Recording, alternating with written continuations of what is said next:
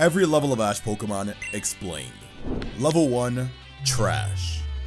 This is the bottom of the barrel, the worst of the worst, the most forgettable, inconsequential Pokemon Ash has ever caught. These are the ones that made zero impact, no defining traits, no memorable moments. They're the kind of Pokemon that could vanish from an anime tomorrow and nobody would notice. Take Unfezant for example. Sure, it had that evolution moment in Ash's gym battle against Skyla, but outside of that, nothing. It barely got used, and outside of the gym battle, its only defining moment was losing to Riolu in the Unova League. It's no wonder Ash literally sent her away for the rest of the series after this. Then there's Pidgeot, the original useless bird. I firmly believe that people only cared about Pidgeot because of Ash's promise to reunite with it, but before that, it literally did nothing as a Pidgeotto. People remember the nostalgia, not the actual bird. And now that it returned, it ironically lost what made people care about it to begin with. Have fun enjoying Pidgeot now that it finally decided to show up at the very end of Ash's journey. And Palpitoad, this guy's claim to fame is existing in like what, 6 episodes? It's not terrible performance-wise, but it's so irrelevant and forgettable that if you removed it entirely, nothing about Ash's journey would really change. And finally, Boldore, another Pokemon that barely showed up. It had one cool evolution moment against Clay, but that was in Unova, the region where Ash had 3 gym evolutions, so even that wasn't special. Level 2, Bad. What helps these Pokemon escape the bottom tier is that they might have had 1 or 2 defining traits or moments, but that's it. Overall, they're still pretty bad. Take Totodile. He's funny, he's goofy, he's always dancing with joy, but that's literally all he does. It's entertaining at first, sure, but that joke gets old real fast. And when you realize he barely wins battles, it just feels like a wasted starter potential. Then there's Noivern and Torkoal, 2 Pokemon known less for winning and more for losing.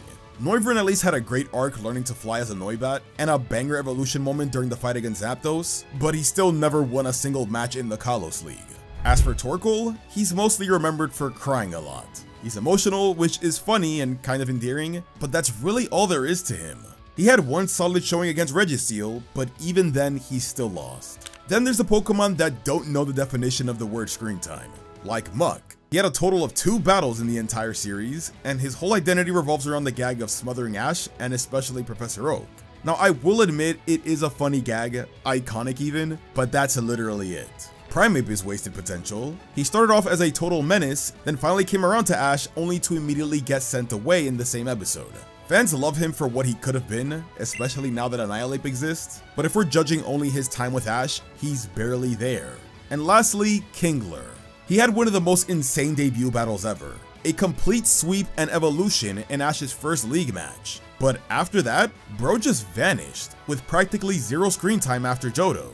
He had one glorious moment and then poof, gone, reduced to atoms. Level 2 Pokemon aren't hopeless, they just never lived up to what could have been. Now before revealing which of Ash's Pokemon are mid, have you ever realized just how bad your old setup is? Shout out to my old chair that caused me back pains and literally gave up on me.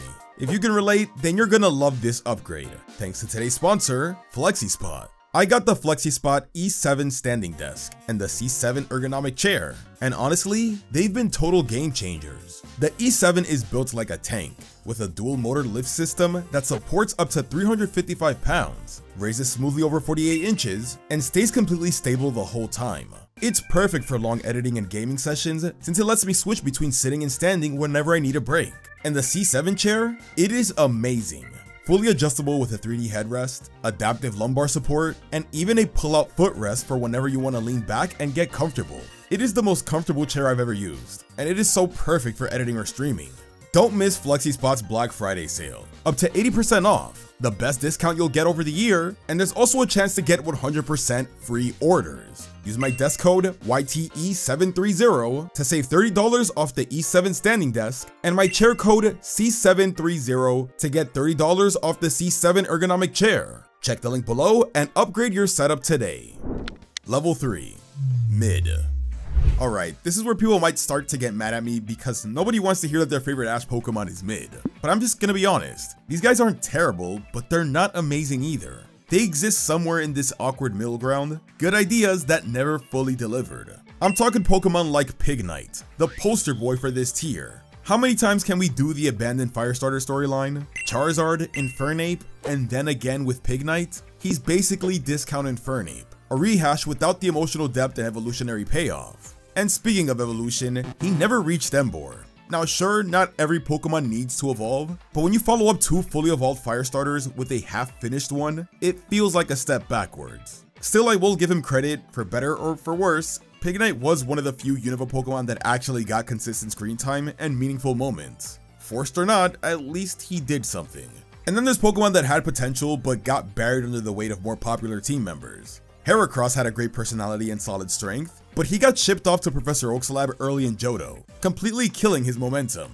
He came back for cool moments later during the Johto League, Battle Frontier, and even Sinnoh League, but by then he was more nostalgic than relevant. Noctowl should have been special for being Ash's shiny Pokemon, but it barely got used. Leavanny had personality and solid wins, but was constantly overshadowed by the Unova starters. Tauros and Mimey have their moments, and I could see them being far more useful, but they're mostly relegated to reoccurring gags whenever Ash returns to Pallet Town. I will give Journey's credit for giving Mimey way more screen time, but at the same time, he quickly became a background character after Ash caught Dragonite. And then we've got the short timers, Pokemon who were around long enough to make us feel something before they were gone. Butterfree hurts to see here, but let's be honest, he's kinda mid.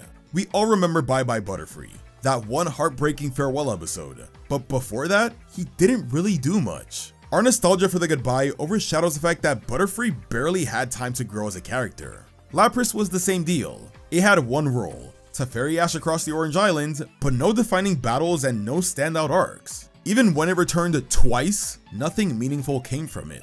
And Larvitar loved the concept with its dramatic backstory that slowly unraveled, but it wasn't really treated like a true member of Ash's team. It was more of a temporary companion and then gone before it could even evolve or make an impact. These level 3 Pokemon aren't bad, they had potential, but something, whether it was a lack of screen time or poor timing or being overshadowed, kept them from truly shining. Level 4. Okay, now we're getting somewhere. These Pokemon are better than mid, they've got personality, power, or presence, but something still holds them back from greatness. They're okay, reliable, enjoyable, but not quite unforgettable. Let's start with Snivy, because she's the perfect definition of okay. She's confident, sassy, and has one of the strongest personalities of Ash's Unova team. Her rivalry with Iris' Emolga was gold, and her backstory, leaving her bad trainer, had real potential, but the anime never did anything with it. For all of her hyped up talent, she never evolved, never learned new moves, and mostly existed to help Pignite's development. She stayed exactly the same from start to finish, stylish but stagnant. Then we have the ones that should have been top tier, but couldn't keep up the momentum. Goodra had one of the best emotional stories in Kalos, and was overhyped by its early victories, only to be a Kalos League jobber. Dragonite started off like a monster in Journeys, wrecking opponents left and right, only to completely fall off in the second half of the series. Torterra peaked as a Turtwig, but once it evolved, it lost personality, speed, and even the will to live, I guess. And Gengar is the opposite case. Started off weak and neglected, borderline terrible, but then had a major glow up in the second half, saving it from the bad tier. Next are Pokemon that clearly had something special, they just didn't get the spotlight they deserved. Naganadel reuniting with Ash for the Alola League was awesome, Gibble's goofiness and raw potential was loved by many, Scraggy's training with Axew was adorable, Melmetal was powerful and unpredictable, Dracovish was a comedic powerhouse, and Talonflame was always overshadowed by Greninja, let's be honest. These Pokemon proved that consistency matters more than raw strength, and the anime just didn't give them enough time to prove themselves. And finally, Nebby, Ash's Solgaleo. It's honestly amazing that Ash befriended a legendary Pokemon, and as a Cosmog, Nebby was full of fun and personality, but once it evolved and helped Ash reach Ultra Space, it just disappeared. Incredible potential, beautiful concept, but no real payoff after its evolution. I guess it was too powerful to stay with Ash and leave a real impact. Otherwise, it would have made the next tier. Level 5. Good. Alright, from here on out, we're actually getting into the solid Ash Ketchum Pokemon. Whether it's strong battle performances, great character development, or pure personality, these Pokemon stand out for one reason or another. Let's start with the ones that shine because of their character. Bayleaf isn't remembered for her battles, but her personality alone makes her unforgettable. She's passionate and hilariously jealous whenever Ash shows affection to anyone else. Easily one of his most lovable Pokemon ever. Corphish is pure chaos, loud, hot-headed, and full of energy, but also surprisingly reliable in battle. He's the comedic heartbeat of the Hoenn team, and still finds ways to clutch wins when it matters most. Buizel is definitely hit or miss when it comes to victories, but his shonen protagonist attitude more than makes up for it. He's fierce, determined, and confident, everything you'd expect from an Ash Pokemon. Next, let's call this the bird section. Starting with Rowlet. He's sleepy, goofy, and absolutely perfect for the Alola vibe. Despite the laziness, Rowlet has a surprisingly strong win record, proving that personality and performance can go hand in hand. Sirfetch'd, or Ketchum, is one of Ash's most underrated battlers. Chivalrous, determined, and always gives it its all. He might not get the spotlight he deserves in Journeys, but when he does appear, he always goes crazy. Just check out some of his Masters 8 battles. Hawlucha is another standout. With his dynamic flying press finishes, it's impossible not to respect him. Every battle with him felt like a wrestling match, thanks to his pride as a battler. Now, he's not just about flashiness either, as we even see his nurturing side in the way that he took in Noivern as his little brother. He's so cool, man. Then there are the Pokemon who aren't necessarily flashy, but you can always count on them. Snorlax may have started out lazy, but when Ash really needed him, especially in Johto and beyond, he delivered. A true powerhouse and beast, and one of Ash's most dependable tanks. And of course, how can we forget that one battle where he used 6 moves? We always gotta mention that. Staraptor, Donphan, and Quilava also belong here. They're not the most emotional or expressive Pokemon, but they're consistent, always reliable, and always ready. They may not be aces, but they carry their weight better than most. And of course, we can't skip Lucario. There's no denying it, Lucario is good. He's powerful, dependable, and one of Ash's most heavily featured Pokemon ever. But let's be real, that's also kind of a problem. Lucario got so much screen time during Journeys that it started to feel forced. And after evolving, he lost the playful charm that made Riolu so lovable. Still, his strength and consistency make him impossible to ignore. He's really good, but not quite on the same level as level 6. Great. These are the ones that are fully fleshed out in at least one major way. Something about them just clicks, and they are definitely some of Ash's top tier Pokemon. You might be surprised by a few picks here, but let's start strong. Sceptile is undeniably the ace of Hoenn. Strong, dependable, and effortlessly cool. Sceptile has the kind of aura that makes him instantly iconic. From chasing down a speed form Deoxys to taking out Tobias's Darkrai, he's earned his legendary status. The only thing holding him back from going higher though is his rocky start. For an ace, he actually took a lot of early losses. But once he evolved, he skyrocketed in power and skill, becoming one of Ash's most respected Pokemon. Swellow is an absolute beast on the battlefield. From the moment it joined Ash's team, Swellow proved itself as a fearless battler, resilient, determined, and clutch in tough situations. This is a Pokemon that stood toe-to-toe with Pikachu as a Tailo, and even taking Thunder head-on to pull off the unforgettable Thunder Armor strategy. That moment alone cements Swellow's legend, even if it makes no sense at all. Pure grit, pure guts, and all heart. This is Ash's best bird. Aipom is a Pokemon with one of the most complete character arcs. Aipom wasn't just comic relief, it had genuine personality, drive, and story development. Its obsession with contests was built up intentionally throughout Battle Frontier and Sinnoh, setting up its trade with Dawn perfectly. Yeah, the way it was written off to pursue Ping Pong was pretty much character assassination, but we can all agree that everything before that point was pretty peak character writing. Now Ash's Rockruff turned Lycanroc is near perfect. It's strong, it's well developed, and one of the few Pokemon that balances its fun personality with serious battle strength. Between its determination, its rivalry with Gladiion's Lycanroc, and the fact that it won Ash the Alola League, it's everything a great Ash Pokemon should be. Now Crocodile is the true ace of Unova. His setup was flawless, following Ash from the very start of the region, constantly reappearing, and even forming a rivalry with Pikachu before being captured. It was amazing. And once on the team, he became a powerhouse, confident, dominant, and full of swagger, when he didn't lose his glasses. The only thing holding him back is that he didn't really get the screen time he deserved. Then there's Gliscor, an underrated gem and one of the most lovable personalities. From his goofy energy to his determination to improve, Gliscor's growth arc is incredible. Training with the Air Battle Master and then returning to crush it in the Sinnoh League, that's some top tier character development right there. Sure, his win rate before that is absolutely abysmal, but his spirit and journey easily make up for it. Now Squirtle is an icon. The shades, the Squirtle Squad, the attitude, the loyalty. Squirtle is everything people love about classic Ash. He's fun, brave, dependable, and full of nostalgia. Every return feels special, and every appearance reminds you why he's such a legend.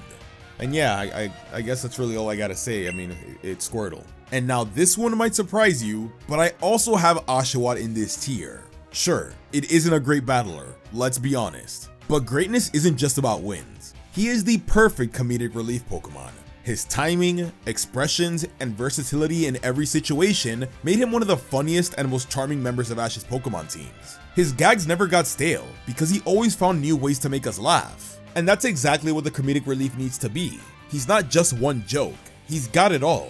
And honestly, maybe it's for the best that he wasn't too strong, because if Oshawott had wins to match his personality, he might have broken the scale and entered Level 7. GOAT. These are, without question, the greatest Ash Ketchum Pokemon of all time. They don't miss in any category. Not power, not personality, and not story. Every Pokemon here defines what it means to be one of Ash's true partners. Just like Pikachu. As Ash's first Pokemon and his partner through every region, Pikachu naturally has the advantage. But it's more than that. Pikachu is the perfect partner Pokemon. He's loyal, emotional, brave, and completely in sync with Ash. He grows stronger with every series, taking down rivals and legendary Pokemon like they're nothing. He's won countless major battles, from taking out a Latios and Tapu Koko to helping Ash finally claim the title of World Champion. Pikachu isn't just Ash's first Pokemon, he's the embodiment of everything Ash stands for. Then there's Bulbasaur, Ash's longest standing Pokemon outside of Pikachu, and arguably his most consistent. Bulbasaur is dependable, wise, and one of Ash's most trusted Pokemon even years after his capture. He's always been a protector, as seen in his debut, and then later he becomes the Peacekeeper at Oak's lab, showing the natural role that he fills there. He's also battled and won in more official matches than almost anyone else on Ash's roster. Bulbasaur might not evolve, but he never needed to. He is the model of reliability, heart, and consistency. Next is Greninja, Ash's coolest Pokemon ever, in my opinion. Greninja is the definition of bond through battle. A Pokemon so in sync with Ash that it created an entirely new transformation, Satoshi Gekkoga. The Ash Greninja form is legendary, symbolizing how deep their connection truly runs. From humble beginnings to protecting Kalos, Greninja has always shown to be the selfless GOAT. The only thing that sucks is the fact that he got released, but even that was kinda fitting, choosing duty over comfort, like a true hero. I'm still salty about it though. Now Charizard is the OG redemption story.